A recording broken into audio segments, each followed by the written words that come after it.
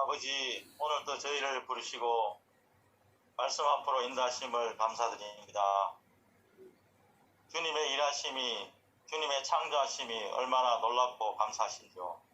날마다 만나를 일용할 양식을 주시면서 나를 위한 인생이 아니라 주님의 심판주 되심을 위한 인생임을 깨닫게 하기 위하여 성령의 책망 속에서 저희들의 죄를 들추어내시고 심판 속에 함몰케 하셔서 제 용서와 날마다 다시 출애굽시키시는 그 은혜에 감사와 찬송을 드립니다. 눈을 뜨나 눈을 감으나 항상 탐욕을 일어나게 하셔서 십자가에서 다 이루신 주님의 놀라운 피능력을 보게 하시고 우리의 인생을 죄인 만드셔서 십자가만 증거하는 증인으로 살게 하심을 또한 감사드립니다. 오늘 주의 말씀을 사모하며 함께한 성도들은 저 천당 갈 수 있어요 라는 그런 마음이 아니라 심판받아야 될 하나님은 어떤 내용을 갖고 있는 하나님입니까? 하나님이 어떤 하나님한테 심판받습니까? 하나님이 어떤 하나님으로부터 가짜 하나님이라는 것이 들통나겠습니까? 도대체 진짜 하나님이, 진짜 구원자, 진짜 심판주 하나님이 어떤 분인가라는 질문을 가지고 말씀 앞에 섰습니다. 주께서 주의 말씀을 전하시는 목사님과 그 말씀을 듣는 저희 성도들을 긍휼히 여기사 십자가 앞으로 인도하여 주옵소서. 오늘 전해지는 그 말씀을 통하여 주님이 죽으신 이유를 보게 하시고 주님의 사랑을 알아가는 시간이 되게 하여 주옵소서. 나의 구원을 위한 복음이 아니라 십자가에 피 흘리신 주님을 위한 복음이며 나를 위한 인생이 아니라 십자가에 피 흘리신 주님의 심판주 되심을 위한 인생임을, 말씀에 의해서 해석되어지는 인생임을, 말씀대로 살려지는 인생임을 주께서 늘 깨닫게 하시고 성령의 책망 속에서 십자가의 피만 밝히 보이는 저희 성도들이 되게 하여 주옵소서. 예수님의 이름으로 기도드립니다. 아멘. 통일찬송가 221장입니다. 찬송가 246장입니다. 가난복지기약. 통일찬송가 221장입니다. 찬송가는 246장입니다. 나 가난복지기약.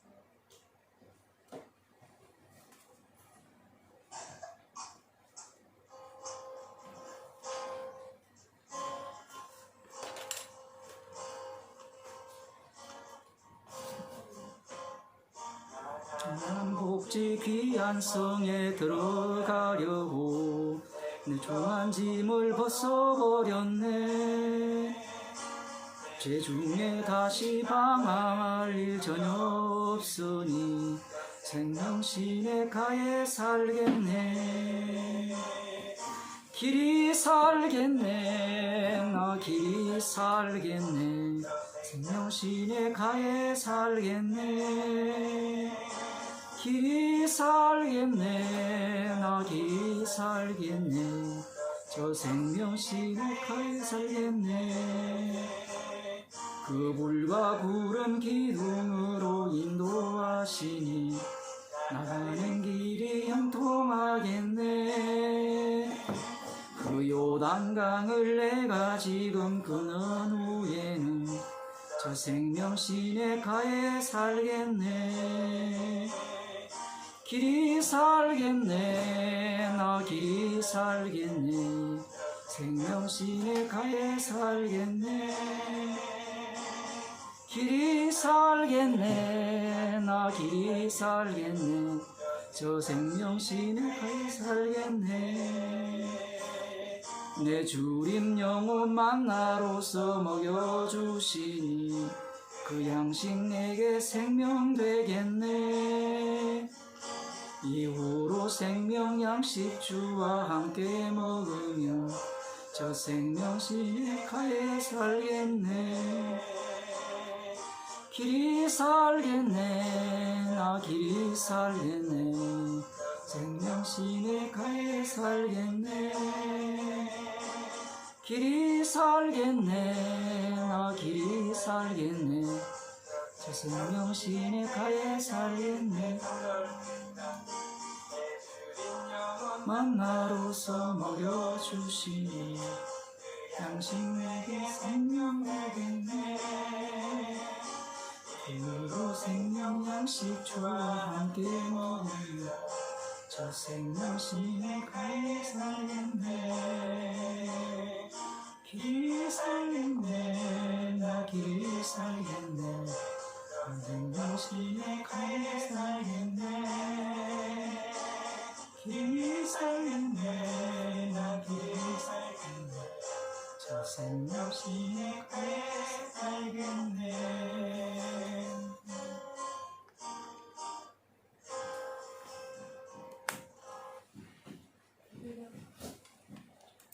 찬송가 315장 16장 목마른 자들아 같이 부르도록 하겠습니다. 찬송가 316장입니다.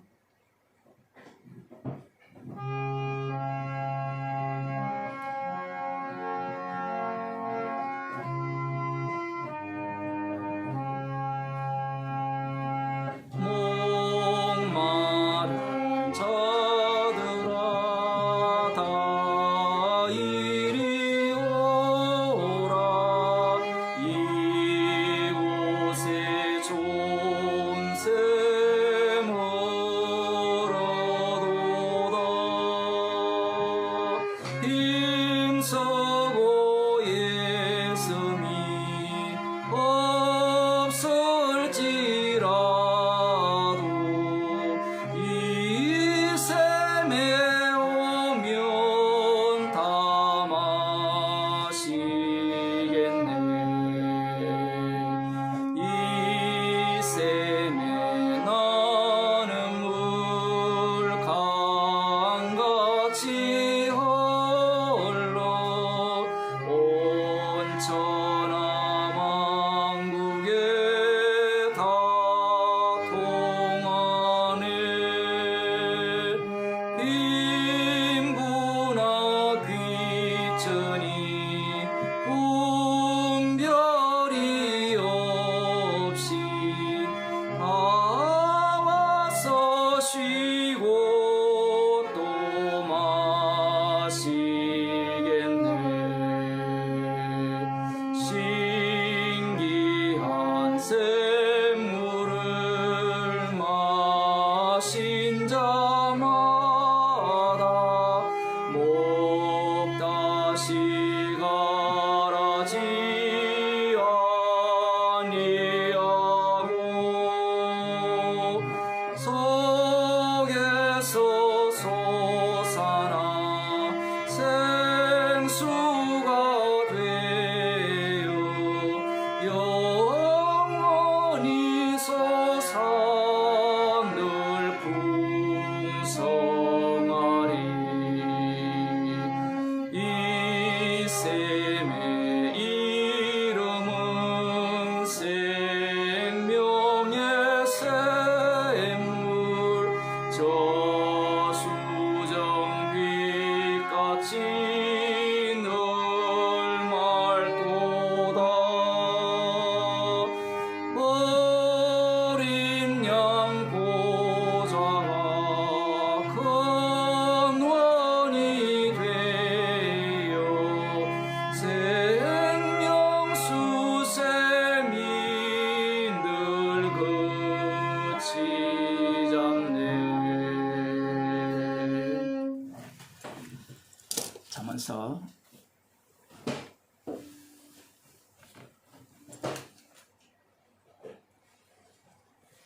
잠언서 15장 25절에서 29절 말씀을 함께 읽도록 하겠습니다.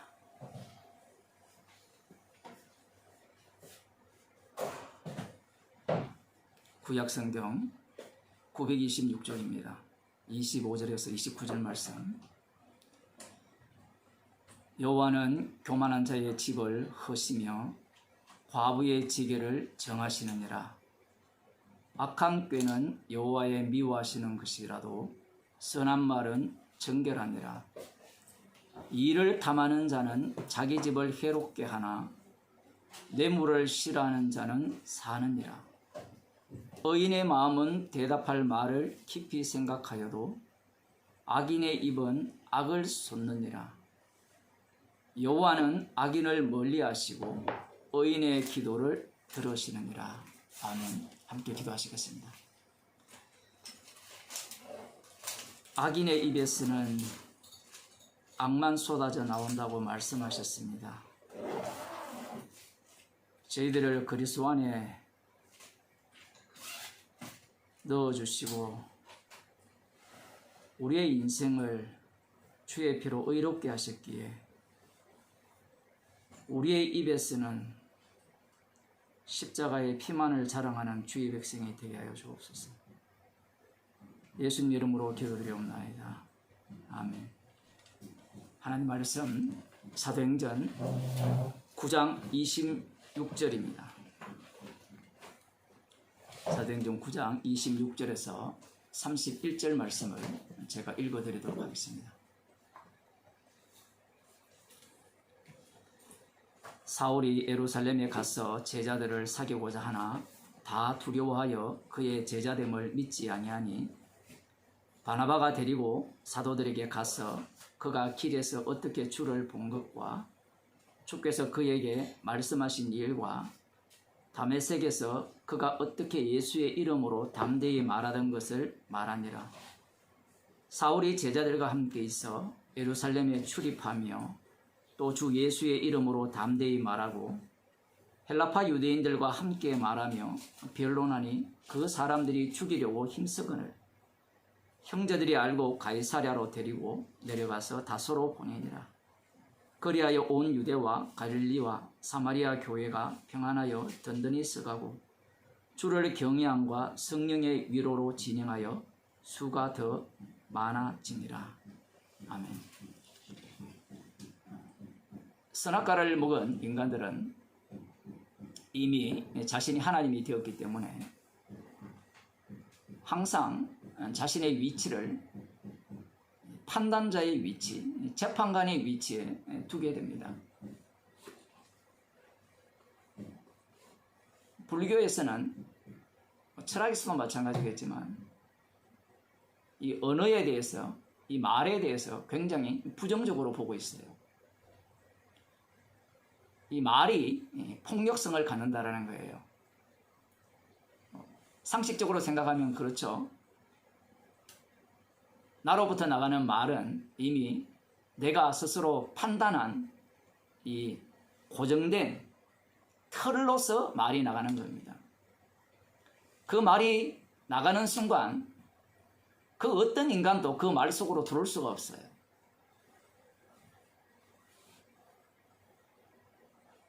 그래서 이 말이 폭력적이다 이렇게 말을 합니다. 이런 이론에 대해서 동의하는 사람들이 많이 있죠. 방금 들어보니까 그럴듯한 내용이잖아요. 그래서 이 말에 대해서 좀 이해해주고 들어준다면 그 사람을 내 편으로 내 말을 이해하는 사람으로 그렇게 받아들이게 되는 거죠. 그래서 이 언어를 굉장히 폭력적이다.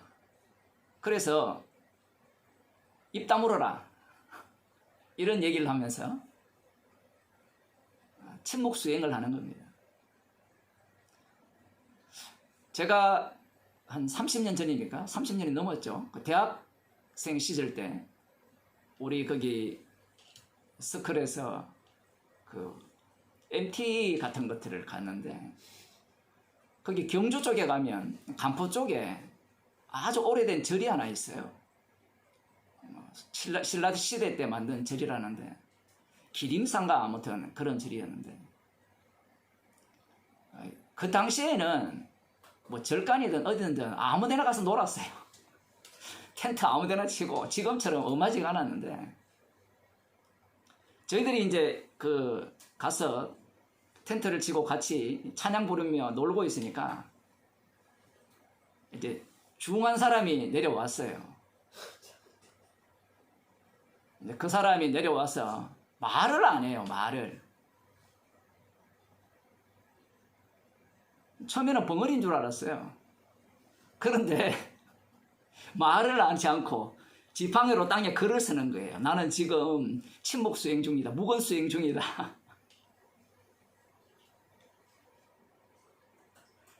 말을 안 한다고 해서 그 마음이 말을 하지 않고 있나요? 그런 인간들, 그런 자기들의 도리라 하죠. 그런 도를 주장하는 인간들의 특징이 무엇이냐라고 할 때는 이 본인 자기 자신이 악마라는 것을 몰라요. 이 말의 문제가 아니에요. 말을 내뱉는 그 인간, 육이 문제죠. 언어가 폭력이라는데 누가 폭력을 행합니까? 말하는 사람이 폭력을 행하는 거예요? 듣는 사람이 폭력을 행하는 겁니까? 둘 다 폭력적이거든요.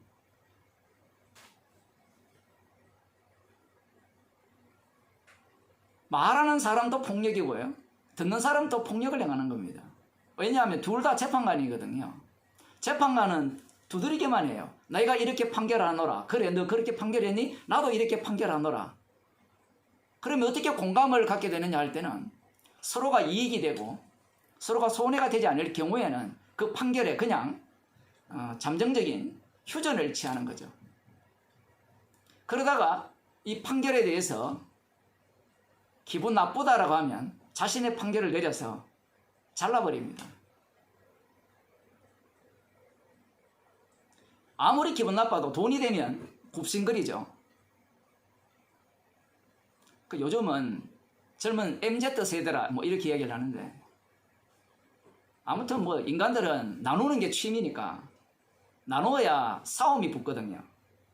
그래야 언론들이 할 말이 있고 재밌거든요. 돈벌이가 되니까. 요즘 그 세대들은, 이 세대들은 힘든 일은 하기 싫고요.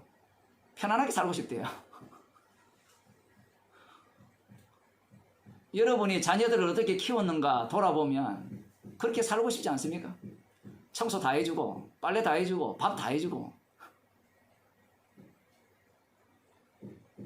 그러니 회사 같은 데 가서 위에 사람이 시키는 그 뼈 빠지는 일을 하겠어요? 누가 그걸 하고 싶어 하겠습니까? 나중에 개고생을 해봐야 어쩔 수 없이 하는구나. 뭐 하루 벌어서 하루 사는 게 처음에는 좋죠. 힘이 있을 때는. 나중에는 국가의 도움을 받아야 돼요.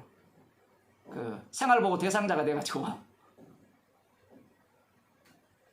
안 그러면 부모들이 뭐 집 한 채 물려주든지 부모만 쳐다보고 있죠. 빨리 돌아가시기를. 빨리빨리 돌아가시라고. 그래야 내가 그 집을 내가 차지하니까.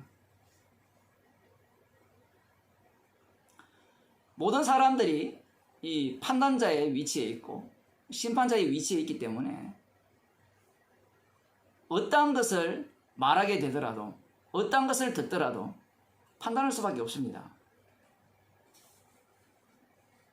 복음에 대해서도 마찬가지예요.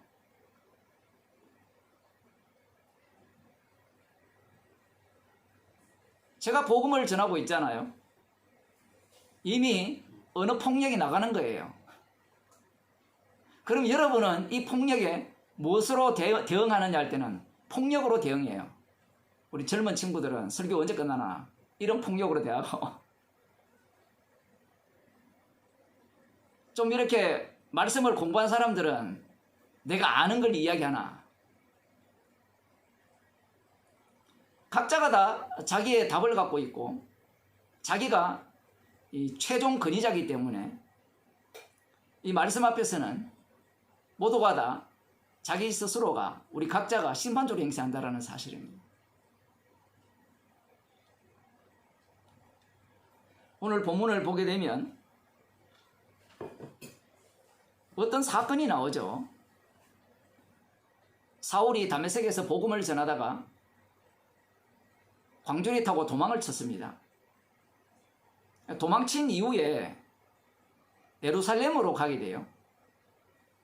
갈라디아서 1장을 보면 약간 다른 이야기를 하는 것 같은데 갈라디아서와 이 사도행전만 다른 게 아니고요. 사도행전 자체에서도 다른 내용이 많아요. 그걸 억지로 끼워 맞출 이유는 없습니다. 우리들은 우리 젊은 MZ 세대들도 마찬가지지만 우리 세대들도 가장 먼저 따지는 것이 역사적 사실이 맞느냐. 그게 얼마나 웃기는 이야기인가 하면요. 여러분이 배우는 역사 자체가 역사적 사실이 맞느냐라고 스스로 질문해 보면 다 가공된 이야기예요. 예를 들면 이런 거죠. 여러분이 지금 이 예배 드리는 장면을 찍어서 내일 다시 보세요. 보면 이게 역사적 사실이야. 설교를 저렇게 해서 라고 이야기해도 여러분이 위치한 자리에서 해석하는 해석법이 다 달라요.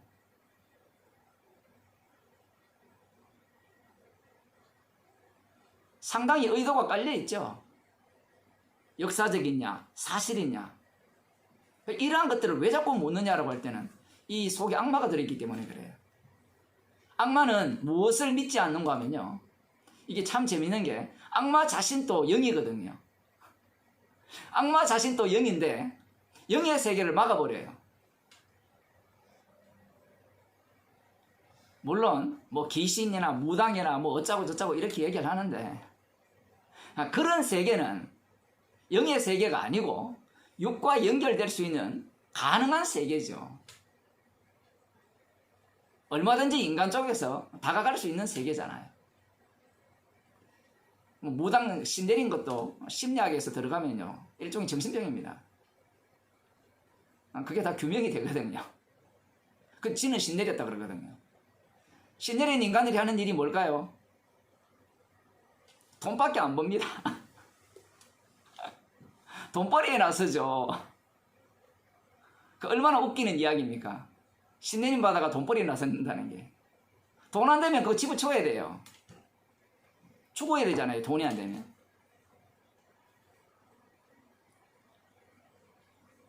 사울이 예루살렘으로 가게 되는데 왜 예루살렘으로 갔느냐? 갈라디아서 1장에 근거하면 사도들을 만나가지고 예수님의 제자들인 사도들을 만나서 자신의 어떤 그 정당성을 확보하기 위해서 올라간 것이 아니라고 분명히 말하고 있습니다. 여기에 보게 되면 예루살렘에 가서 제자들을 사귀고자 하나 이렇게 나오죠. 여기에서 제자들 그리고 다메섹에서 제자들 이렇게 나왔죠. 그 제자들을 누구로 지칭하느냐라고 할 때는 이 예수 그리스도를 주로 믿는 자들을 제자라고 이야기합니다. 그러면 사도들은 제자들 속에 들어가죠. 제자들이 더 큰 집단입니다. 그 집단 속에 부분 집합으로 사도들이 있는 거예요. 지금 이 사도행전 이 본문에서 상당히 의도적으로 이렇게 기록하고 있는 거예요. 그냥 대충 사건을 나열하는 게 아닙니다. 사도들이 높은 자리에 있는 것이 아니에요. 제자들 중에 있는 겁니다. 문제는 우리가 앞서서 살펴보았듯이 사도들이 어떤 인식을 갖고 있습니까? 예수님께서 자기들에게 명하신 내용이 있잖아요. 예루살렘과 유대와 사마리아 왔던 것까지 라고 할 때 항상 복음은 예루살렘에서 출발해야 된다. 모든 복음은 우리가 관할해야 된다. 그리고 그 예루살렘의 중심에는 누가 있느냐? 예수님의 제자들이었던 사도들이 있다. 그런 식으로 인식을 하고 있는 거예요. 그 인식을 지금 로마 카톨릭이 그대로 갖고 있거든요. 사도들은 아직까지 무엇을 잘 모르느냐라고 할 때는 주님께서 세우신 그 성전은 중심점이 없습니다. 십자가가 중심이기 때문에 제가 출애굽기 20장에서 말씀드렸죠. 19장에서 보면 출애굽기 19장을 봅시다. 여기에 보면 출발 자체를 어떻게 보느냐라고 할 때는 많은 사람들은 한 지점이라 한 장소라 이렇게 보고 있을지 모르지만 주님께서는 처음부터 한 장소를 말씀하시는 게 아니에요. 출애굽기 20장 24절에 보면 내게 토단을 쌓고 그 위에 너희 양과 소로 너희 번제와 화목제를 드리라. 내가 물은 내 이름을 기념하게 하는 곳에서 네게 강림하여 복을 주리라. 이렇게 나오죠. 여기에 보면 내게 토단을 쌓고 그 위에 이 번제와 화목제를 드리라. 이렇게 말씀을 하시면서 하시는 말씀이 기념하게 하는 곳에서 네게 강림하여 이렇게 기록되어 있죠. 이 옛날 성경, 개역 한글이나 개역 개정은 이렇게 되어 있어요. 그래서 여러분이 지금 만일에 뭐 새번역이라든가 공동번역이라든가 킹제임스 번역을 갖고 있으면 이게 한 곳이 아니고 복수로 되어 있어요. 기념하는 곳들 모든 곳에 강림하여 하나님께서 복을 주시겠다는 거예요. 이 말씀에 근거하여 이스라엘 백성들은 신여났죠. 자기들이 토단을 아무데나 쌓고 나중에 북이스라엘도 마찬가지고 남유다도 마찬가지고 예루살렘 성전을 완전히 예루살렘 중심의 삶을 사는 게 아니라 산당 중심으로 살아요. 각 산당에 좀 우리 조상들이 머물렀다, 뭔가 이름이 있다 하는 곳뿐만 아니라 용하다 싶은 곳마다 다 기도원을 짓는 거예요. 절간을 만들고. 왜냐하면 성경을 근거로 하여서 그들은 산당을 짓는 거예요. 그런데 놀라운 사실은 그렇게 산당을 지어서 하나님께 예배를 드리니까 응답을 내준다는 사실이에요. 그러니 헷갈릴 수밖에 없는 겁니다. 그래서 이 예루살렘에서 솔로몬 성전이 지어진 이후에도 남유다 같은 경우에는 각 곳에 산당을 세워요. 왜 그렇게 세우느냐 할 때는 말씀을 근거로 하고 있기 때문이에요. 지금 제가 말씀드리고 싶은 것은 처음부터 하나님께서는 이 여호와의 이름을 기념하는 곳마다 한 지점이 아니에요. 모든 곳이에요. 제자들은 이 말씀을 역사적으로 해석을 하니까 많은 곳이었는데 예루살렘 성전 한 중심으로 이렇게 모아졌다라는 겁니다. 그런데 그 당시에 그 남유다가 망한 이유가 예루살렘에 있는 그 성전 중심으로 하나님께 예배를 드리는 것이 아니라 각 산당에서 여호와를 섬기고 우상을 섬기고 그런 짓을 했기 때문에 멸망했다라고 생각하거든요. 그러한 사고방식을 유대인들이 갖고 있는 거예요. 예수님 당시에. 이 제자들도 마찬가지고. 그러면 이들이 성령을 충만하게 받았으면 그 모든 문제를 다 해결해야 되지 않습니까? 다 알아야 되지 않습니까? 우리는 그런 생각을 갖고 있죠. 제가 설교할 때마다 이런 얘기 하는 이유가 뭔가 하면요. 지금 우리의 심보 자체가 하나님과 같이 되고 싶어서 복음을 좀 들으면 다 안다라는 생각을 갖고 있어요. 성령 충만 받은 사도들도 몰랐어요. 그러면 그들이 성경 연구를 우리만큼 하지 않아서 모르는 겁니까?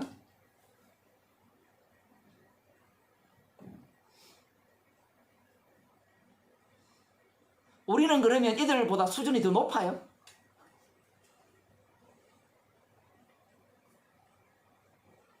시간이 지나왔기 때문에 복음의 명료성을 우리가 더 잘하는 거예요. 그러면 성령께서는 뭐 하세요? 시간이라는 그 신학적인 그 과정 속에서 2000년의 신학의 그 과정 속에서 축적이 되어서 이제 비로소 이 성경의 진수를 우리가 깨달았다. 그럼 그동안 성령께서 뭐 하셨어요? 지식이야 늘었겠죠. 정보야 늘었겠죠. 복음에 대한 인간들의 오해라는 것이 그런 식이죠. 자기가 신이기 때문에. 성령께서 하시는 일은 인간이 못 알아먹게 되어 있어요. 성령께서 하시는 일은 성령만이 아시죠. 자기가 보지 못하고 자기가 듣지 못하니까 성령의 일을 무시해버리는 겁니다. 우리도 마찬가지죠. 우리가 아는 이 모든 일들이 성령의 일이니까 모르는 너희들은 성령의 일이 아니지 않느냐. 뭐 아는 게 성령의 일 같으면 공부합시다. 우리 날마다 공부하고 배우고 지식 정보를 익히고. 말씀이라는 것은 거꾸로 들어오거든요. 독특한 게 한번 보세요. 성령 충만을 받았으니까 성령 충만이 너희들이 생각하는 성령 충만과 전혀 다르게 진행된다는 사실입니다. 너희는 아무것도 몰라요. 복음을 전하면 전할수록 주의 뜻을 알아갈수록 아무것도 모른다는 얘기입니다. 그게 나의 나 된 것은 하나님의 은혜로 된 것이다. 이렇게 되는 건데 이건 세월이 지날수록 더 잘 알아요. 선악과를 먹은 그 티를 내는 거죠. 네가 선악을 아는 일이 하나님과 같이 될 것이라. 이제는 이 복음에 대해서 정보를 많이 들은 자들이 하나님과 같이 된 거예요.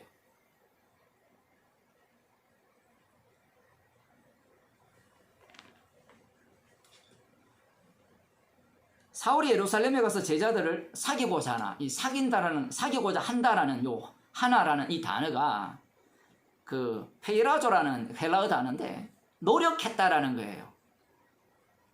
이 갈라디아서에 보면 이 제자들 중에는 사도들도 들어가 있거든요. 우리 같아도 사도들과 사귀고자 하겠죠. 그렇지 않습니까? 아, 사울은 성령을 충만하게 받았기 때문에 갈라디아서를 보니까 사도들과 사귀려고 안 했다. 이렇게 생각을 할 수 있는데 지금 여기에서 사귀고자 한다는 말의 의미는 이 사도들로부터 인정받고자 한다는 말이 아니에요.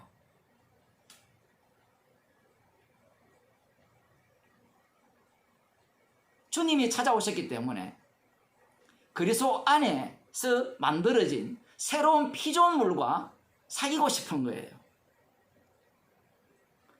주님이 새롭게 만드신 피조물을 만나고 싶은 거예요, 지금. 그래서 만나고 싶어 한 거예요. 요즘 사람들은, 교인들은 이런 마음이 별로 없어요. 귀찮잖아요. 주님이 새롭게 만든 피조물들은 하나죠, 하나. 개별이 아니라. 손가락이 자기 발가락 찾아가는 건 당연하죠. 보고 싶을 거 아니에요. 안 그런가요? 손가락이. 보고 싶으면 필요할 게 있을 거 아니에요. 발가락이 가려우면 손가락을 끌어줘야 되고, 손이 움직이고 싶으면 발이 움직여줘야 되고. 지금 이 사도 바울은, 아직까지 이름은 안 바뀌었지만, 사도 바울은 예루살렘에 올라가서 이 자신과 함께 고난받는 자들을 만나보고 싶은 거죠. 뭔가 사귀어서 사도들이 나를 인정했다. 야, 정말 우리는 이런 마음이 강하잖아요. 여러분들은 뭐 저에게 인정받고자 하는 마음이 없겠지만 사람들은 그런 거예요. 예를 들어 제가 만일에 유명하다 그러면 야, 누구는 정 목사님이 인정했어. 그런 소리 많이 듣잖아요. 우리 신학대학원 다닐 때 많이 들었어요. 어떤 유명한 목사가 인정해서. 인정하면 그 다음 후계자가 되죠. 그 큰 교회에.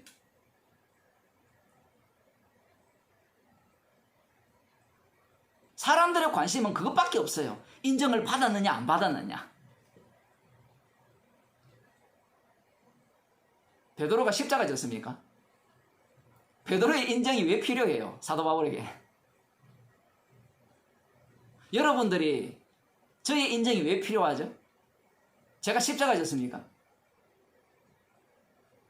사람들은 은근히 인정을 받고 싶어 해요. 그게 인정 욕구라 하잖아요. 인정 욕구에 미치는 거예요, 인간들이. 그래서 목사들이 인정을 잘해주는 겁니다. 인정을. 인간의 심리가요, 여러 가지를 다 담고 있어요. 인정 욕구가 있는 게 아니라 얻어 터지는 욕구도 있거든요. 다 정신병자들입니다. 대체로는 설교 시간에는 요즘은 때리면 안 돼요. 요즘은 위로와 치유의 목표를 내주고 만날 때는 훌륭한 상담가가 되어주는 거죠. 그러면 인정받는 느낌. 교회 가서 이유도 마찬가지예요. 인정받으러 가거든요. 나를 인정해달라는 거예요. 사업 망했으니까 인정해달라는 겁니다. 그러면 어떻게 인정해줍니까? 주의 선한 뜻이 있어서 주께서 당신을 그렇게 인도하셨다. 이렇게 이야기하면 얼마나 신이 나요. 망해도 마땅합니다. 지옥 가도 마땅합니다. 이렇게 설교했다가는 교회 안 오죠. 뭔가 선한 뜻이 있어서 망하게 하셨다. 희망을 줘야 되죠. 사울이 복음 때문에 핍박을 받아서 도망쳤죠. 비겁하게 도망쳤습니다. 도망쳤음에도 불구하고 이 심리 자체가 완전 두 가지 요소를 지금 그대로 갖고 있거든요. 이게 사울을 보면 정신병자예요. 겁나가지고 도망쳐놓고 그 가서 또 복음 전하고 있거든요. 인간들이 보기에는 이상한 사울이지만 주님께서 사울을 그렇게 다루는 겁니다. 그러니까 우리가 사울을 볼 때는 납득이 안 되는 거예요. 이해를 못해요. 이것은 마치 어떤 장면과 같은가 하면 구약에 여러분이 악신 들린 사울이 있죠. 악신 들린 사울이 자기 마음대로 하지 못했잖아요. 그죠? 그렇죠? 그러면 그 악신 들린 사울이 자기 마음대로 못했다는 것은 다윗도 어땠다는 거예요? 자기 마음대로 못했다는 이야기예요.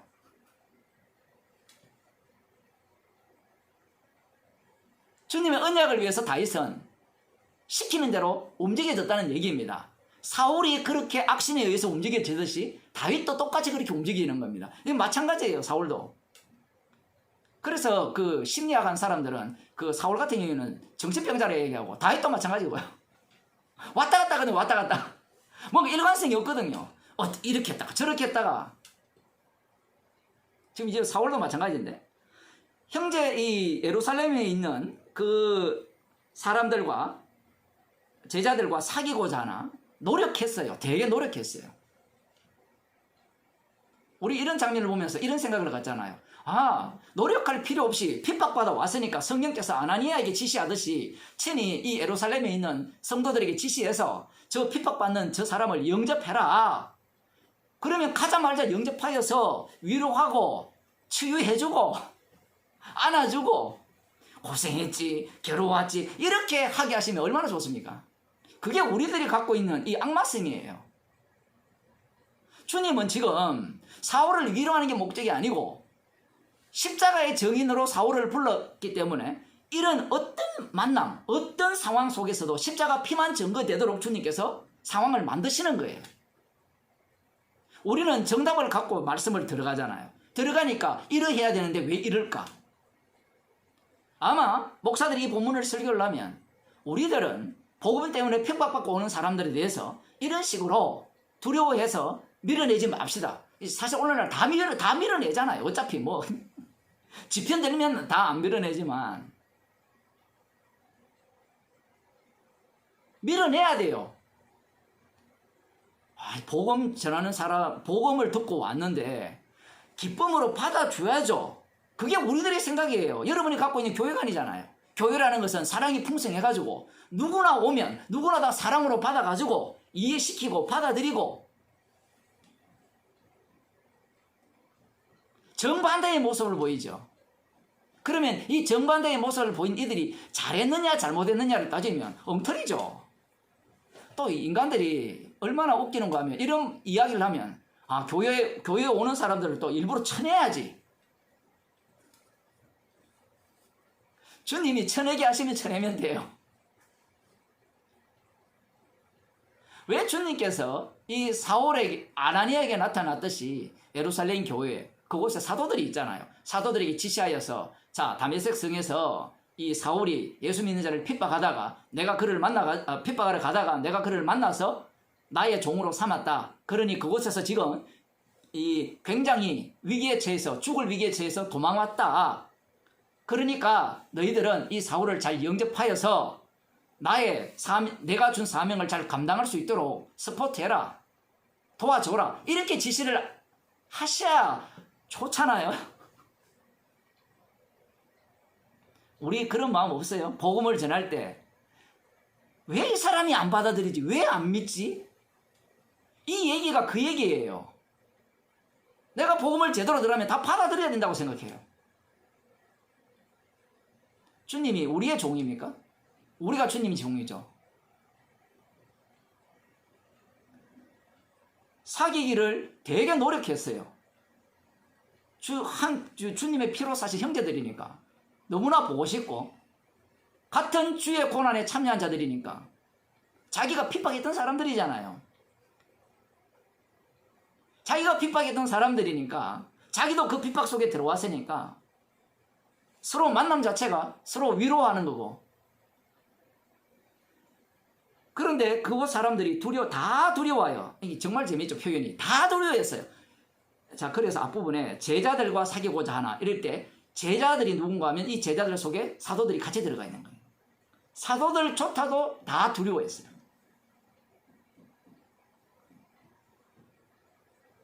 그의 제자됨을 믿지 않았다라고 합니다. 이런 모순들 자체가 성경 자체가 진짜 모순 덩어리거든요. 이 베드로가 이 사두개인들한테 제사장한테 복음을 전할 때 두려워했어요? 안 했어요? 안 했죠. 두려워하지 않았잖아요. 그러면 이 사울이 사귀고자 하고 들어오려고 할 때 두려워해야 됩니까? 말아야 됩니까? 우리 같으면 믿음이 좋아가지고 믿습니다. 주님께 보내주셨으니까 주님이 알아서 하시겠죠 하고 받아들여야 된다라고 우리는 또 생각하잖아요. 지금 사도행전 자체가요, 완전히 우리 인간적 표현으로 하면 엉망진창이에요. 어떤 질서를 못 뽑아냅니다. 근데 인간들이, 목사들이나 교인들이 사도행전을 볼 때 뭔가 질서가 있다라고 생각하고 질서가 잡혔다라고 생각해요. 어떤 모양을 어떠해야 될 것이라는 것을 계속해서 조작해내는 거예요. 두려움 없이 복음을 전했다면 왜 이 두려움이 나옵니까? 두려움은 뻔하죠. 이놈이 가짜로 투항해가지고 우리 속에 들어와서 예수 믿는 자를 다 파악해가지고 다 잡아가지고 핍박하고 죽이려고 하려고 하지 않느냐. 이 두려움 그것밖에 없어요. 그런데 앞부분에 보면 베드로와 요한이 설교를 할 때 하나도 안 두려워했거든요. 안 두려워한 것과 여기에 두려움은 도대체 어떻게 되는 거예요? 그냥 사는 거예요. 그냥 사는 거. 주도권이 제자들에게 있는, 사도들에게 있는 것도 아니고 제자들에게 있는 것도 아니고 주님께 있기 때문에 그래요. 성령께서 그들을 인도하시는 자리는 십자가를 전가하는 자리라는 겁니다. 우리가 사도행전을 보면서 흉내 낼 수가 없다는 얘기입니다. 그러니 어떤 사람들이 사도행전처럼 지금도 사도행전이 지속되니까 우리가 이 사명을 감당하면 나갑시다. 지가 나간 게 없다니까요. 여기에 보면 아마 다메섹에서 사울을 죽이고자 안 했다면 사울이 계속해서 다메섹에 머물러 있었을 가능성이 높아요. 스데반 집사로 인하여서 핍박이 일어나지 않았다면 모두가 다 예루살렘에 머물러 있었을 가능성이 높습니다. 인간이 알아서 가는 게 없어요. 알아서 가려고 하면 주님 막아버리죠.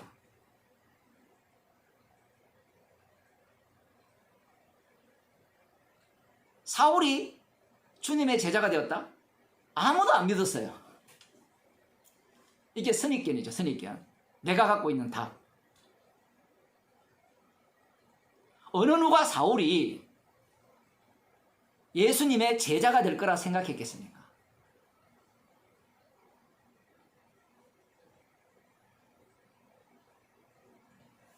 아무도 그렇게 생각을 못한 거예요. 지금 이 제자들은 벌써 어떤 위치에 가버렸습니까? 자기들은 종이요 정인인데 이들은 심판주의 위치에 가버렸어요. 자기가 판결을 다 해버립니다. 주님이 하시는 일이 펼쳐지는 세상인데 자기들이 좀 배웠다고, 좀 경험했다고, 체험했다고 판결을 하는 거예요. 판단을 내리는 겁니다. 정인은 정인일 뿐이에요. 주님께서 정인으로 내몰면 그냥 그렇게 살면 돼요. 증거하면서. 그럼 우리는 어떤 생각을 갖고 있는가 하면 저 사람한테 복음을 이전에 전했는데 안 듣더라. 근데 분명히 주님께서 증거할 상황을 밀어넣어 주셨는데 자기가 먼저 판단해버려요. 귀찮거든요. 핍박받는 게 두려운 겁니다. 그걸 제일 쉽게 이렇게 변명할 수 있는 그 성경 구절이 나오죠. 돼지에게 진주를 던지지 말라. 제가 지난번에도 그런 말씀 드렸는데 그런 식의 이야기가 된다면 사도 바울이나 베드로가 계속해서 돼지에게 복음을 안 던져요. 주의 말씀은 우리가 이룰 수 있는 게 아닙니다. 주님의 말씀은 우리가 성취하는 게 아니에요. 주께서 그렇게 만들어내시는 거예요. 우리는 그런 명령은 잘 받으려고 하죠. 그럼 주를 위해 죽으라는 명령은 안 받죠.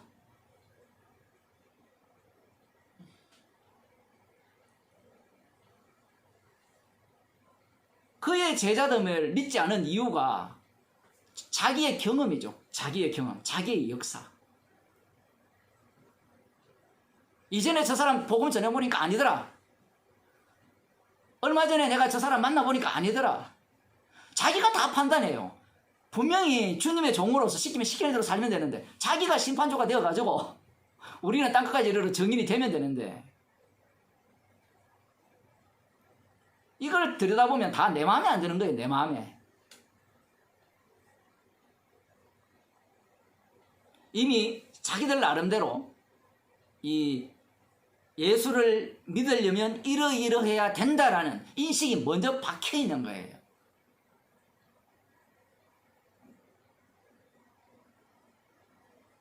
그렇게 되니까 비난하기 바빠요. 욕하기 바쁘고. 복음을 전하라 하니까 비난해요. 비난하면 속이 시원하죠. 지가 잘났다고 생각하니까. 남을 욕하는 것보다 더 신나는 게 없거든요. 그 비난 누가 못해요?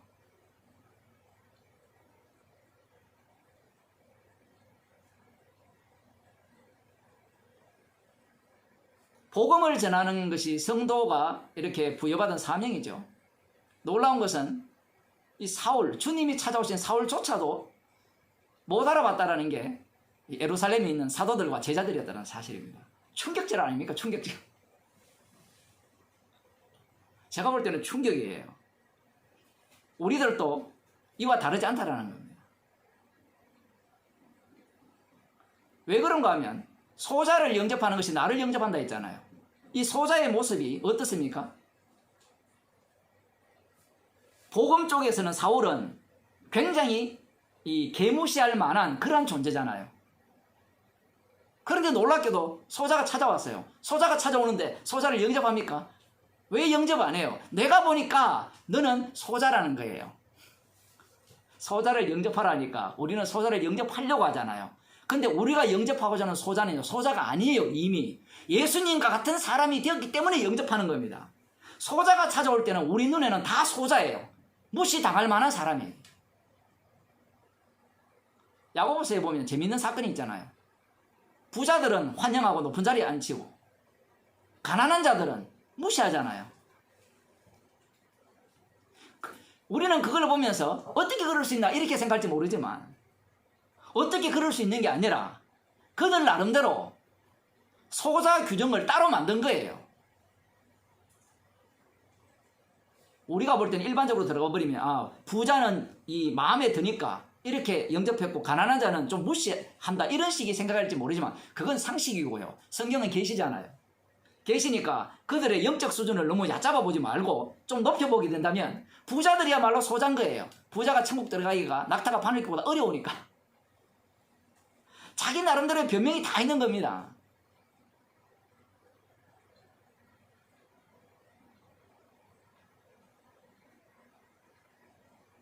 아마 이 사도들은 이런 생각을 했을 수도 있죠.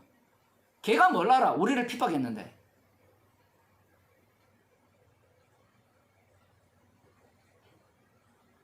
연세든 분들이 이 복음을 듣게 되면 이 젊은 사람들은 어떤 생각을 갖고 있는가 하면 저도 젊었거든요. 아직 젊었는데 늙은 연세든 분이 뭘 알겠어.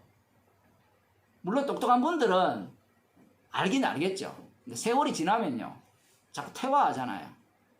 그러면 농사 짓는 사람은 못 배운 사람들은 뭘 알겠어. 말로는 성령 운운해놓고 실제로는 이 성령을 어디에 가둬버리는가 하면 이 자기들이 배운 이 신앙 내용 속에 다 가둬버려요. 복음을 들으면 은혜만 남으면 되거든요. 십자가만 남으면 돼요. 다른 거 남을 게 없어요. 그건 구원 못해요. 주님의 피가 우리를 구원하고 그 피가 생명으로 바꾸잖아요.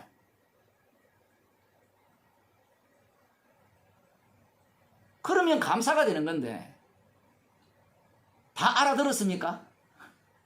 다 이해했습니까? 기억 속에 저장했습니까? 그 요즘 한참 유행하는 게 메타버스라는 건데 메타버스가 외부에 있잖아요. 지금은 인터넷 안에 있고 뭐 유튜브 안에 있고 그죠? 외장 카드에 있고 조금만 기다렸어요. 이 메타버스가 우리 내 속으로 들어옵니다. 내 속으로 들어오면 다 기억할 수 있어요. 그게 복음입니까? 악마는 선악을 아는 지식을 계속 가져라고 요구를 하죠. 근데 예수님은 자기의 피로 우리에게 다가오시는 거예요. 선악을 아는 지식을 가졌어요. 어디가? 예루살렘 교회가, 사도들과 제자들이. 예수 핍박하는 자들은 이건 복음과 관련 없는 자, 이건 악이야. 그럼 우리는 선이야.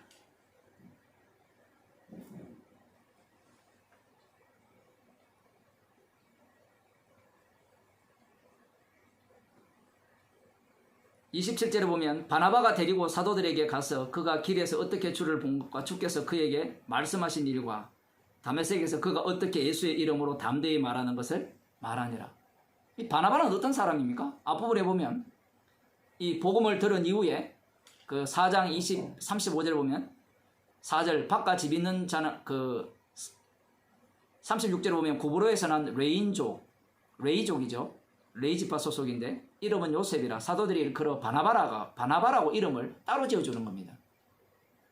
이것도 재밌는 표현이죠. 원래 이름은 요셉이었는데 사도들이 바나바로 이름을 바꿔주죠. 마치 야곱을 이스라엘로 바꿔주듯이. 자기의 밭을 팔아서 사도들의 발 앞에 그 모든 박한밭을 내어놓으니까 요건 경험이죠. 경험. 믿을 만하다는 겁니다. 믿을 만한 바나바가 이 사울이 어떻게 주님을 만났고 어떻게 그 다메섹에서 복음을 전하다가 고난을 받았는가 그렇게 얘기를 하니까 이들이 받아들이는 겁니다. 표현을 하면 사울이 제자들과 함께 있다 이렇게 표현하죠.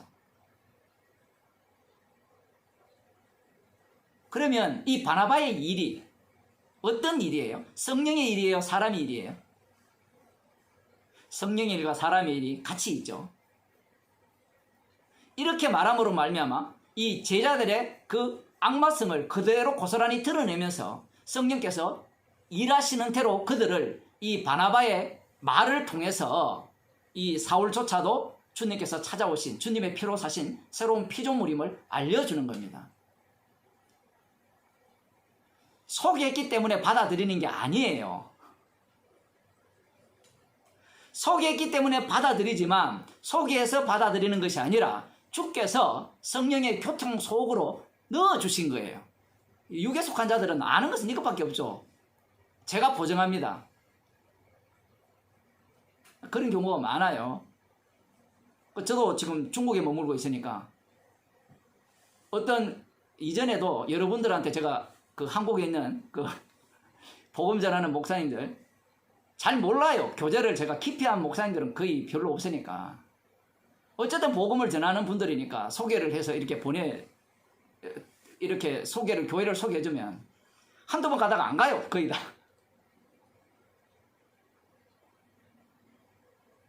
보증받는다고 해서 소개한다고 해서 갈 인간들이 아닙니다. 근본적으로 자기가 판단자이기 때문에 자기 마음에 들어야 가요. 어떻게 하든 저떻게 하든 우리는 죄밖에 안 나와요. 지금 여기에서는 이 사울과 함께 교제하는 그 이유가 근거가 바탕이 어디 있느냐를 할 때는 성령입니다. 성령. 우리 눈에는 성령이 안 보이죠. 성령의 인도하심이 이렇게 인도하는 거예요. 성령이 인도하신 것 같으면 아주 순리대로 내 길을 순적히 하옵소서. 우리 늘 기도 그렇게 하잖아요. 그 순적히 하는 방식이 완전히 꼬이는 방식이에요. 죄란 죄는 다 드러나게 하는 방식으로 우리를 인도하는 겁니다.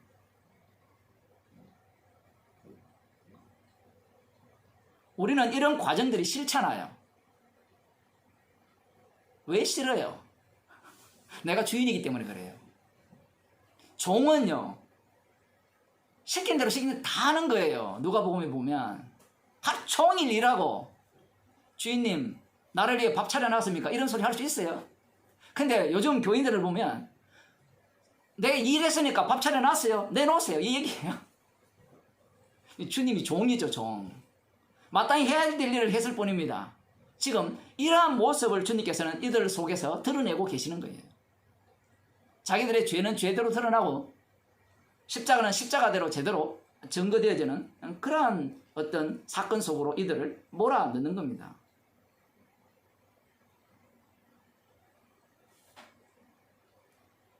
(28절에) 보면 사울이 제자들과 함께 있어 예루살렘에 출입하며 또 주 예수의 이름으로 담대히 말하고 헬라파 유대인들과 함께 말하며 변론하니 그 사람들이 죽이려고 힘쓰니라. 그늘. 이 표현도 정말 재밌어요. 뭐가 재밌는가 하면요, 왜 사도들은 헬라파 사람들과 변론하고 이 변론이 논쟁이거든요. 치열한 논쟁.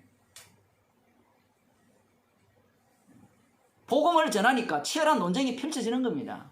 어떤 논쟁? 복음, 저쪽에는 율법을 해석을 할 때 자기들의 방식이 있죠. 그 육적 방식으로 풀어내면 그 육적 방식을 이 사도 바울이 박살을 내죠. 영적으로 풀면서. 뭐 갈라디아서나 이런 내용들이 다 그런 내용이잖아요. 로마서나. 그런데 여기에서 독특한 것은 헬라파 유대인들이라는 거죠. 이 헬라파 유대인들을 하면 쉽게 말하면 디아스포라 사람들, 헬라 제국도 흩어져 있던 그런 사람들과 관련되어 있다고 보시면 돼요. 헬라인들 중에 예수 믿는 유대교로 들어온 자들일 수도 있고요. 헬라파니까. 안 그러면 유대인인데 헬라 교육을 받은 사람들, 그 문화 속에 들어있으니까. 헬라 교육의 특징이 뭡니까? 헬라인들은 무엇을 구해요? 지혜를 찾죠, 지혜. 사람의 지혜. 이 헬라파 유대인들도 그러했던 모양입니다. 그들이 유대교로 들어올 때 따진 거예요. 헬라적 사고가 다 그렇잖아요. 지금 우리들도 똑같잖아요. 우리들은 다 헬라파들입니다, 헬라파. 헬라파인데 이제 간혹 뭐가 섞여 있는가 하면 유대파가, 히브리파가 섞여 있죠. 무속신앙이 그대로 담겨 있으면서도 교육을 받았으니까 헬라파가 그대로 있는 거예요. 이 두 종류가 같이 있어요. 아예 무속신앙을 날려버렸잖아요. 우리 교육을 할 때. 그죠? 거기서 하나의 민간신앙이가 하나의 그런 일이 있었다. 이렇게 들어가는데, 그럼에도 불구하고 우리들 몸 자체는 다 무속이잖아요. 무속. 이 두 종류가 같이 있는 거예요. 그래서 교회가 잘 되려면 지혜를 찾든지 안 그러면 무당을 찾든지 이 두 요소를 제공해주면 교회가 잘 돼요.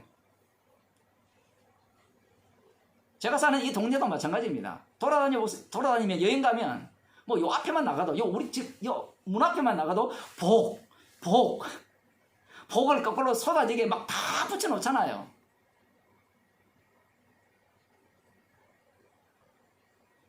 마치 이 율법서 같아요. 율법에 보면 그 옷 끝에 술에 뭔가를 초록색인가 달아라 했거든요. 그것은 지 죄를 알아로 달았는데 여기는 차 뒤에 보면 빨간 끈을 다 달아놨어요.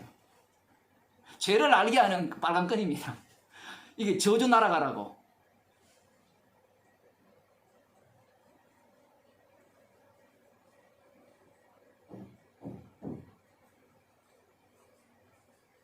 헬라인들은 지혜를 원하죠. 딱 우리입니다, 우리. 말씀이 어떻습니까? 명확하게 알려주세요. 명확하게 알면 제가 믿고 따르겠나이다. 이게 뭐가 나쁘냐? 나쁜 게 아니고요. 인간은 그럴 수밖에 없습니다. 한쪽은 그 기적을 보고 믿으려고 덤벼들고 다른 한쪽은 이 지혜를 통해서 덤벼들어요. 그런데 복음이라는 것은 이것을 박살내버리죠. 왜 제자들은, 예수님의 그 사도들은 왜 헬라파 유대인들과 이 치열한 논쟁을 하지 않았는가? 사도계인들과는 뭔가 다툼이 있어요. 다툼이 있는데 헬라파들과는 약간 이런 부분에서 약간 이렇게 멀어졌다라고도 볼 수 있는데 그 이유야 자기들이 살았던 삶의 영역이 그러하기 때문입니다. 다른 이유가 없어요.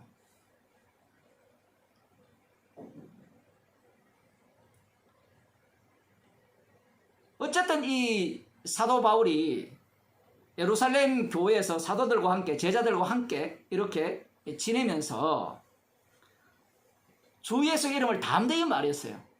아무튼 성경에 이게 참 재밌어요. 스데반도 톡 튀어나와서 말하다가 돌이 맞아 죽었거든요. 그러면 우리 같으면 베드로부터 앞장서가지고 여러분 우리가 주를 위해 죽읍시다. 다 길거리 나가서 스데반이 외친 복음이잖아요. 그거 다 전해가 다 돌 맞아 죽자 이렇게 나와야 되는데 그렇지 않아요. 주님께서 도망치는 마음도 주시고 튀어나오는 마음도 주시고 그렇지 아니하면 의가 누구에게로 돌아가는가 하면요. 그 복음을 전한 그들에게 돌아가게 돼 있어요. 그래서 오늘날 교인들이 그 목사들이 선교사들이 내가 주를 위해 헌신했다 하는 그 인간들을 간증들을 다 들어보면 영광을 자기가 다 받잖아요. 많이 들어보셨잖아요. 간증들을. 내가 주어 자리에 다 나예요. 나.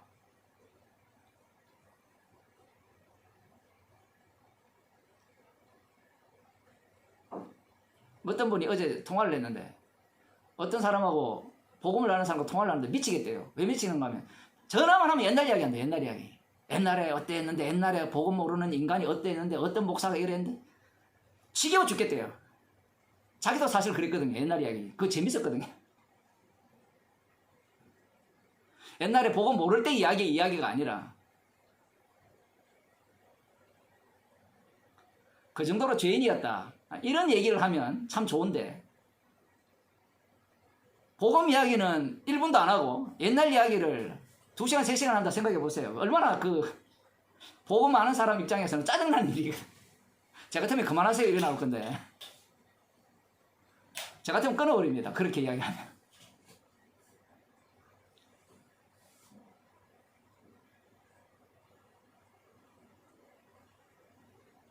헬라파 유대인들은 지혜를 원해요. 그 히브리파 사람들은, 히브리인들은 이 기적을 원하고요. 놀라운 것은 이 사울이 헬라파 유대인들과 극렬한 논쟁을 하면서 마지막 어떤 자리에 도달하게 됐냐 할 때는 그들의 살기를 떠올린 거예요.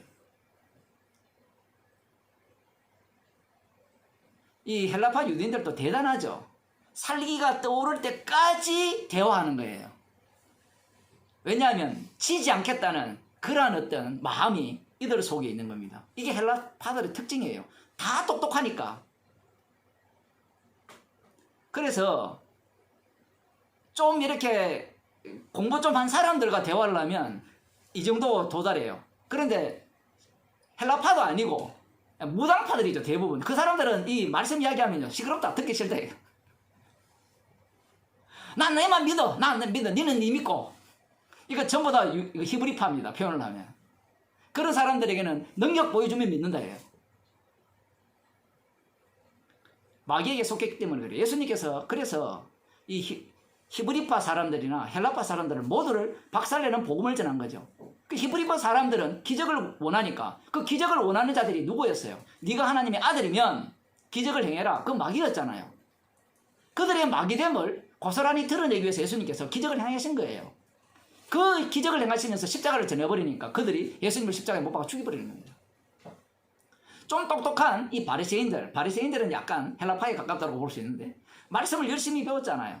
그래서 말씀대로 예수님께서 이 성경은 내게 증거한다 이러니까 대화가 안 되잖아요.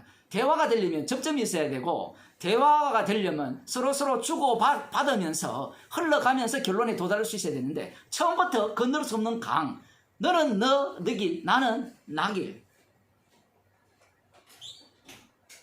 그 철로를 보면 하나는 상행선, 하나는 하행선 내려가는 거예요. 대화 자체가. 대화하면 할수록 더 멀어져요. 더.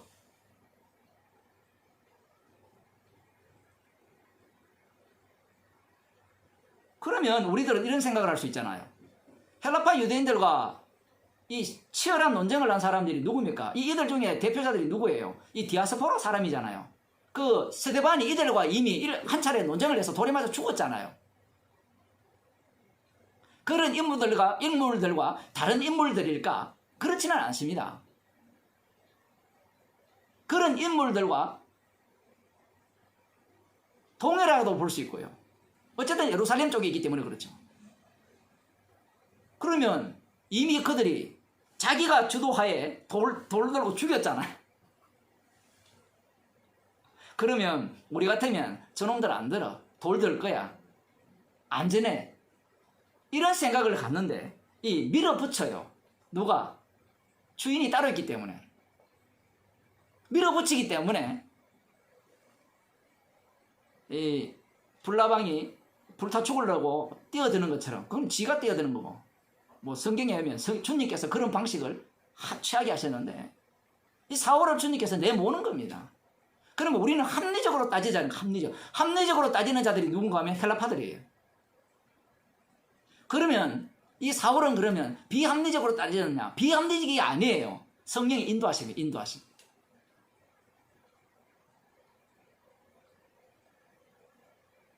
우리는 우리가 살아온 것을 바탕으로 하여서 판단할 거리를 만들어 놨어요. 그 안경을 이미 확정 지었죠. 지금 이 사건이 여기에 있는 이유가 우리가 볼 때는 별 내용이 아니잖아요. 굉장히 중요한 내용입니다. 이 사도 바울이 복음을 전하면서 시작하면서 이 내용이 여기에 기록되어 있다는 것은 사도들 자체도 엉터리라는 얘기예요.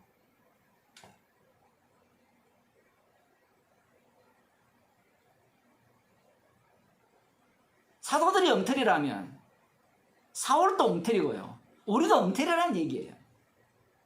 바리새인들의 문제가 뭐였습니까? 자기들은 엉터리가 아니라는 거거든요.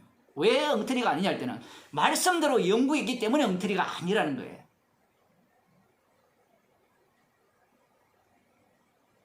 복음은 누가 전하십니까? 주님이 전하시죠. 주님이 전하려면 정인들은 모두가 다 어떤 자들이 되어야 되는가 하면 죄인이 되어야 돼요. 엉터리가 되어야 돼요. 그렇지 아니하면 죄인이 영광을 받게 되어 있어요. 사람이. 엉터리로 만들어도 인간들은 베드로를 주목하잖아요. 지금 엉터리인데 캐톨릭이 베드로를 주목하잖아요. 십자가 지지도 않았는데 주목하고 앉았잖아요. 지금. 우리는 캐톨릭을 욕하죠. 똑같은 인간들입니다. 여러분들도 똑같이 복음 전하는 목사를 주목하게 돼 있어요.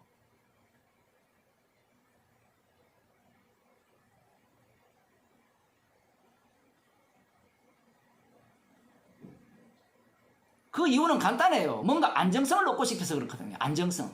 그리고 인정 욕구도 또 있고요. 그 속에서.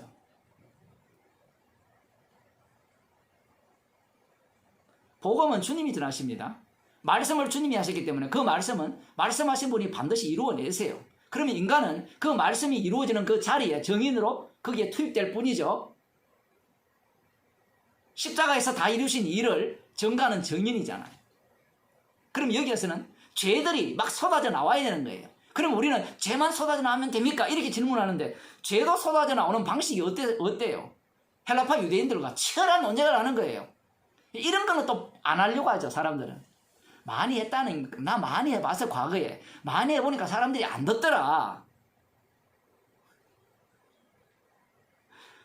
그거 무슨 말이에요? 원래 안 들어요. 원래 복음은 안 듣게 돼 있어요. 그러면 많이 해보니까 안 되더라. 그 이유는 간단합니다. 핍박을 면하기 하기 위해서. 자기가 괴로운 게 싫은 거예요. 그러니까 말씀을 들어도 뭐만 듣는가 하면 죄만 드러나잖아. 그런 것만 빼가지고 자기 유리한 대로 다 적용해버리죠.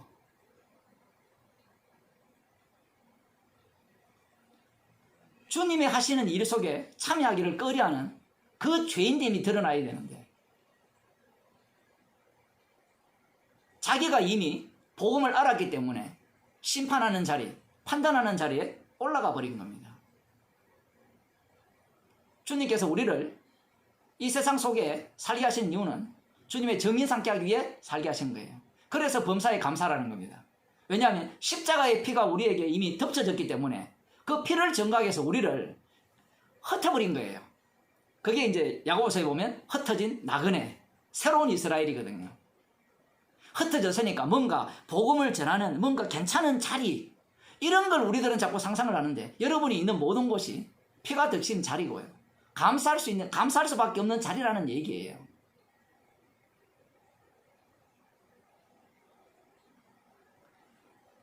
복음을 전하니까 죽이려고 할 수밖에 없죠. 오늘날은 죽이려고 하지 않죠. 목사의 경우에는 이래요. 목사가 복음을 전하면 목사를 죽이는 방법은 가장 간단합니다. 설교를 못하게 해버리죠. 그래서 목사를 면직시켜버립니다. 그러니까 목사를 면직시키면 설교를 못하거든요. 요즘은 면직시켜도 소용없어요. 아무데나 다 목사 한 수 주고. 저도 지금 뭐 교단에 속했는지 아닌지도 몰라요. 떠나온 지가 뭐 하도 오래돼 있으니까. 나를 뭐 이단해가지고 뭐 제명한다 뭐 이런 이야기가 들렸는데 그 다음 소송한다고 오라고 안 해요. 교회에서. 옛날에 인천에 있을 때 그 담임 목사가 그 건축을 하는데 제가 이건 교회가 아닙니다라고 하니까 새벽에 열받아가지고 정 목사 내려와! 그러면서 당장 잘라버리면서 이단이라 이렇게 교회에서 선언해가지고 나중에 이제 뭐 노예에 고소를 내가지고 뭐 목사 면직하니 많이 기다리고 있었거든요. 연락이 안 와요. 복음을 전할 기회니까. 그런 식으로 잘라버려요. 아예 전도사 때는 복음을 전하면 아예 강도사 못하게 만들어버리고. 옛날에는 그게 통했어요. 지금은 안 통합니다. 지 혼자 목사 안수 받아가지고 지가 이렇게 해가지고 성부와 성령 이름으로 그 목사 안수 준원이 이렇게 해버리거든요. 지금 혼자 하기 좀 그러면요 같이 해버려요. 둘이 앉아가지고 그 유명한 일화가 있어요. 비행기 타고 유학 간다 해가지고 미국 가면서 둘이 비행기 안에서 서로 안수해가지고 목상수 받아가지고 갔다가 미국 가서 받았다. 그거 어디서 받는지 어떻게 알아요, 그거? 신학교가 한두 개도 아니고 한국 같은 경우에는 지방 신학교가 얼마나 많습니까?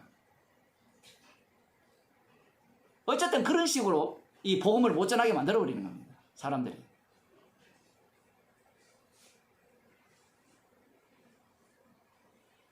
지금도 아마 죽일 수 있는 권세가 있다면 죽여버리겠죠. 왜 죽이려고 할까요? 인간은 자기가 신인데 이 자기의 신됨을 용납하지 않잖아요. 복음 자체가. 그리고 십자가가 지혜라고 하니까 너무나 불쾌하죠. 십자가가 지혜라는 말은 우리 자신을 인정하지 않는다는 거예요. 우리 자신을. 심지어 내가 믿는 것도 인정하지 않는다는 게 십자가거든요. 그게 지혜예요. 사람의 지혜는 내가 믿으면 그게 구원이 된다라는 게 사람의 지혜잖아요. 근데 십자가라는 자체가 나로부터 나오는 어떤 것도 인정하지 않는다는 게 십자가의 지혜예요. 그러면 목사님, 나의 진정한 성령의 고백은 인정이 되지 않습니까? 인정이 되죠. 왜 됩니까? 성령의 고백이잖아요. 네 고백이 아니고. 자기가 말을 해놓고 자기가 말한 게 무슨 말인지 못 알아들어요. 성령의 고백이라면 나는 아니오가 들어갈 거 아니에요, 거기에는. 그걸 누가 용납하겠느냐, 이게. 복음을 아는 나니까 적어도 인정해 줘야 되지 않습니까? 어디서 많이 듣던 얘기인데. 골방교회 강의할 때 어떤 분이 이 정도 하면 인정받을 만하지 않습니까?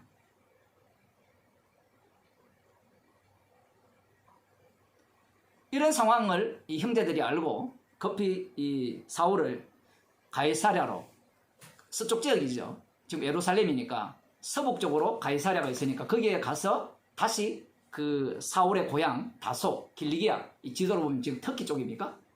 위쪽에 시리아 이쪽이니까 이쪽 부분으로 이제 피신을 시키는 겁니다. 이러한 내막들을 우리들이 파악할 수가 없어요. 되는 대로 사는 겁니다. 지금 표현을 하면. 이걸 달리 표현하면 성령께서 그렇게 인도하시는 거고요. 왜냐하면 우리들이 늘 주목해야 되는 것은 이런 거예요.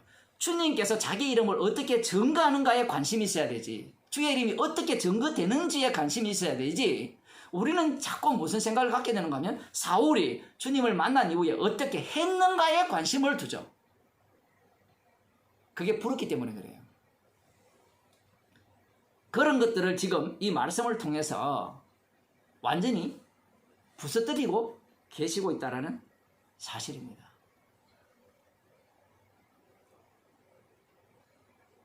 성경 한 구절을 더 보고 그 31절 보고 마치겠습니다. 그리하여 온 유대와 갈라디아와 사마리아 교회가 평안하여 든든히 서가고 주를 경외함과 성령의 위로로 진행하여 수가 더 많아지니라. 수가 더 많아진 것은 맞죠. 그런데 제가 분명히 말씀드렸죠. 수가 더 많아졌다고 했을 때 그 수 안에는 항상 누가 담겨 있어요? 가짜가 담겨 있다는 것을 염두에 두셔야 됩니다. 가짜가 있음에도 불구하고 그 가짜로 인하여서 오히려 교회가 보호받는 꼴이 돼요. 참 특이하죠. 자, 그리고 또 한 가지 생각해야 되는 게 여기 보면 교회가 평안하여 든든히 서가고 이렇게 돼 있죠. 지금 우리가 살펴본 이 교회의 모습, 사마리아 성의 교회의 모습, 평안의 모습이 어땠어요? 지금 여기서도 마찬가지죠. 예루살렘 교회도 지금 평안합니까? 평안하지 않습니까?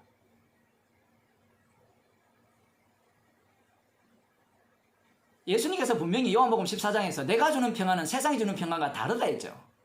그러면 이 말씀을 주님의 말씀으로 읽어야 되는데 우리는 교회가 평안하고 든든히 서갔다.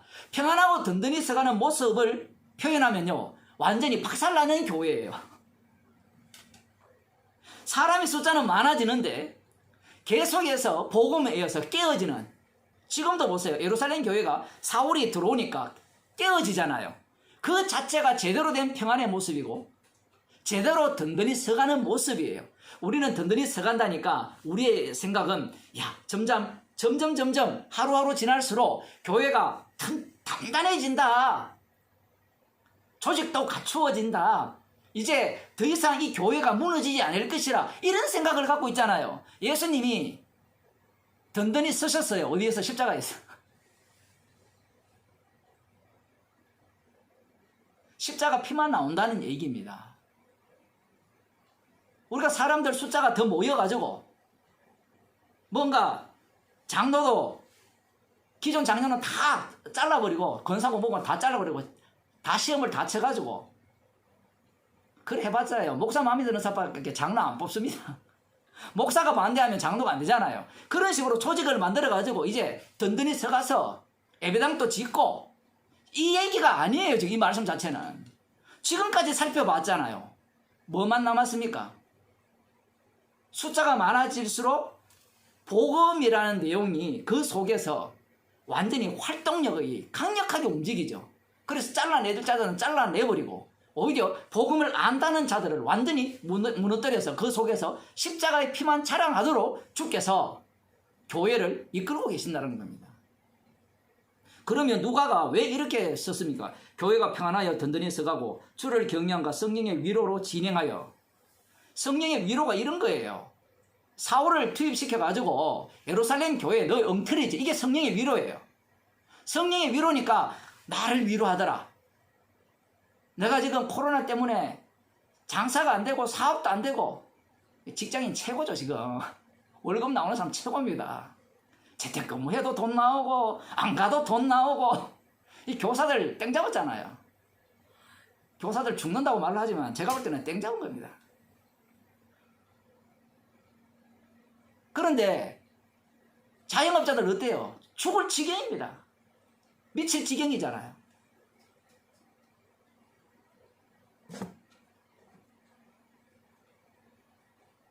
평안이라는 것은 인간이 줄 수 있는 평안이 아니에요. 그런 평안은 절간에 가면 죽어요. 그 대순 진리에 가면 평안을 줘요. 이럴 때 대순 진리 같은 데 가야 돼요, 여러분. 그 신천지는 가면 안 되고, 신천지는 여러분 걸 다 빼내는 족속들이고, 대순 진리에는 안 그러면, 대순 진리도 빼내는 인간들인데, 처음에는 줘요. 안 그러면 이 일본 종교, 남녀 호랑맹교, 이 사람들은요, 이웃 사랑을 실천해요. 어려울 때 그런 데 가야 돼요. 안 그러면 이전에 우리 탕자교회 밑에 있던 하나님의 교회, 그런 데 가세요. 처음에 가면요, 천국 생활을 만끽하게 해주거든요. 그리고 대접시금 받고 가지 마세요, 그다음. 배고프면 그쪽에 가세요. 가서 사기를 좀 치세요. 나 사업을 하고 돈 좀 뭐 이렇게 있다 그러면서 알고 싶다 해서 가서 그런 평안을 그들이 원하는 겁니다. 인간들은. 그런데 지금 여기서 말씀하시는 평안은 세상이 주는 평안이 아니에요. 사망에서 생명으로 옮긴 그 평안. 그 사망에서 생명으로 옮겼다는 그 내용이 더욱더 확고해지는, 십자가가 더욱더 눈앞에 밝히 보이는 그 든든함. 그 든든함을 주님께서 드러내시기 위해서 사람의 숫자를 더 하는 겁니다. 사람의 숫자가 더하면 더할수록 뭐가 더 드러날까요? 죄가 더 드러나죠. 우리가 지금 이렇게 다 화면으로 만나잖아요. 몇 명 안 되지만 직접 한번 만나보세요. 모여보세요. 이미 부러운 사람이 있고요, 부럽지 않는 사람이 있고요, 보기 싫은 사람이 있고 보고 싶은 사람이 다 있는 겁니다. 사울 같은 사람이 복음 가운데 들어왔으니까 얼마나 사울이 싫겠어요. 다 여러분이 사울을 환영했을 것 같죠? 그런 상상하지 마세요. 교회가 부처가 모여있는 게 아니에요. 죄인들의 모임이에요. 근데 우리들은 자꾸 부처의 모임이라 생각한단 말이에요. 그건 교회가 아닙니다.